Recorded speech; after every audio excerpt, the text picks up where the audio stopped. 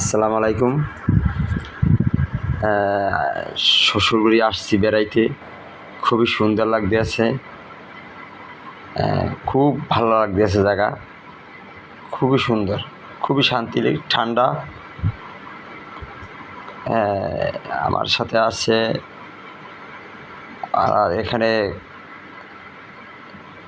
কিছু মেয়েদের দেখতেছেন, আমার খুবই বড় বান্ধবী, এমন আমার শালি আছে, আমার এক ফুবি আছে, আমার বড় আফা আছে, এক ছোটো বোন আছে জুই।